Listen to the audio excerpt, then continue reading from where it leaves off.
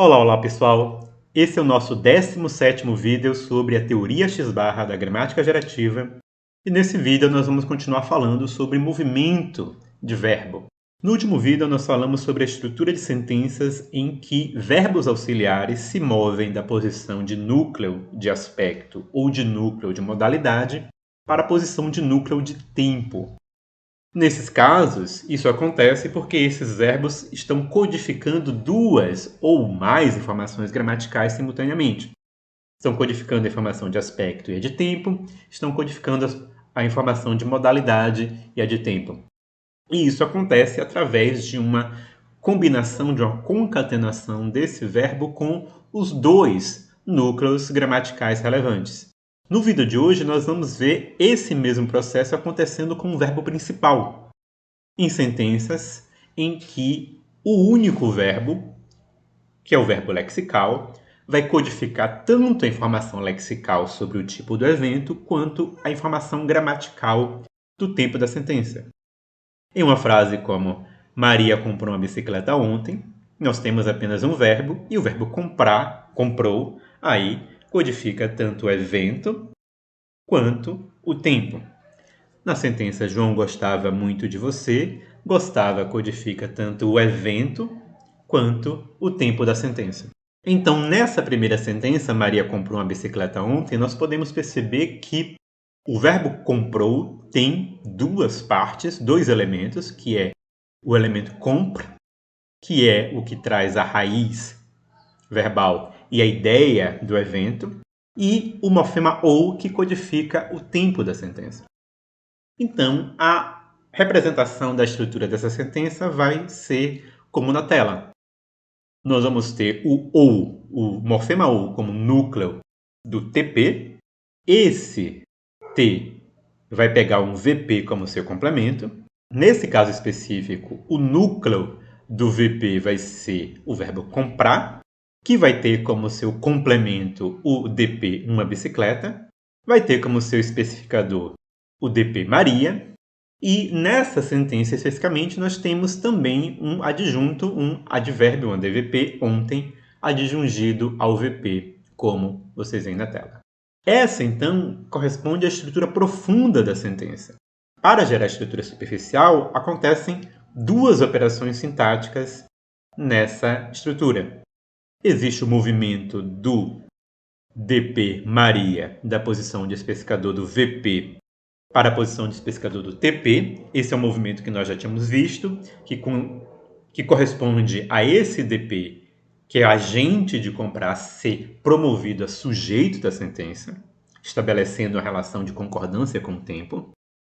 Mas também existe um outro movimento, que é o movimento do próprio verbo principal, que vai sair da posição de núcleo do VP e vai para a posição de núcleo do TP, onde ele se cola, se combina com o morfema ou, e nessa combinação ele vai receber a informação gramatical de tempo, e esses dois elementos vão ser fundidos em uma única palavra.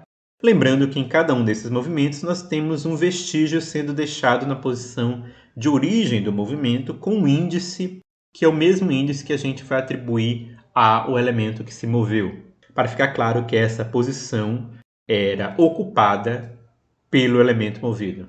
Com relação à segunda sentença, o João gostava muito de você, nós vamos ter algo semelhante, em que o morfema vá é o núcleo de TP, é o elemento que codifica tempo, a ideia de pretérito. Esse TP vai ter como seu complemento um VP. Nesse VP, nós vamos ter o núcleo verbal gosta, ou gostar. O complemento vai ser um PP de você. O especificador vai ser o DP João. E nós também temos um adjunto. E aqui é algo importante que a gente observe, que é a posição do adjunto. Com relação à posição, nós temos dois aspectos. Existe a posição hierárquica e a posição linear. Hierarquicamente, sempre o adjunto é incluído depois do VP estar completo. Então, esse ADVP tem que estar acima do especificador depois que o VP é fechado. E nós acrescentamos esse adjunto dobrando o VP. Só que, ao fazermos isso, o adjunto pode ser adjungido à direita do VP ou à esquerda do VP. Na sentença anterior, nós tínhamos ontem adjungido à direita do VP. No caso de muito, nós não podemos adjungir ele à direita do VP porque isso geraria a ordem correta. Se nós colocarmos esse ADVP muito adjungido à direita, ele vai ficar depois de todo o VP. Ele vai aparecer ao final da sentença, depois inclusive do PP de você. Só que na sentença que nós temos, não é essa posição de muito. O muito está no meio da sentença, logo depois do verbo gostava. Então nós temos que colocar ele adjungido em uma posição que, na SS, vai resultar em esse elemento ficar depois de gostava. Então essa posição aí, vocês vão ver isso mais claramente quando fizermos a SS, tem que ser à esquerda do VP, como está na tela. Então esse muito é adjungido à esquerda do VP e essa é a estrutura profunda da sentença. Note que na estrutura profunda, o muito aparece depois do vá, do morfema vá, e antes de todos os elementos do VP. Acontece, inclusive, antes do especificador João, antes do verbo gosta e antes do PP de você. Mas essa é a estrutura profunda.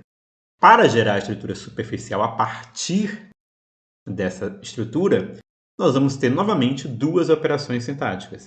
A operação sintática em que o especificador do verbo vai sair dessa posição de especificador do VP e vai para o especificador de TP, sendo promovido a sujeito da sentença. Mas também nós temos o movimento do próprio verbo gosta, que vai sair da posição de núcleo do VP e vai para a posição de núcleo do TP. Nessa posição, o verbo vai se combinar com o morfema flexional que marca o tempo. E essa combinação, essa fusão vai resultar em gosta e vá serem transformados em uma palavra apenas. Notem que quando existem esses dois movimentos do DP João e do verbo gosta, agora a sentença, a estrutura resultante, tem a seguinte ordem linear. João gostava muito de você. E o muito está na posição correta na sentença. Então, nós vimos nesse vídeo essa operação em que o verbo principal, quando ele carrega também alguma informação gramatical, ele se move para receber essa informação gramatical no núcleo gramatical relevante.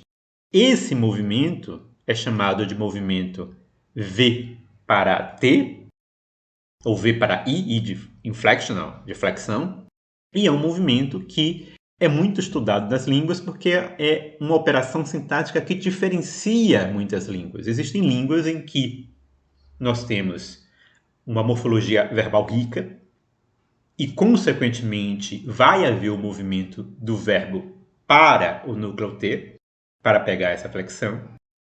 E existem línguas de morfologia pobre, em que é possível que não exista esse movimento. E isso vai gerar ordens sintáticas diferentes nas sentenças. Porque se o verbo se move para fora do VP, a posição dele em relação a adjuntos, a complementos e a outros elementos vai mudar. Se o verbo não se move e ele permanece dentro do VP, a ordem dele em relação a outros elementos da sentença vai ser diferente. Então, esse é um elemento muito importante na comparação entre línguas. Se naquela língua existe ou não existe o movimento V para T, se esse movimento existe em todos os tipos de sentenças, por exemplo, será que existe apenas nas sentenças finitas ou existe também nas sentenças infinitivas, por exemplo? Por hoje é só, nós ficamos por aqui. Até a próxima e Deus abençoe vocês.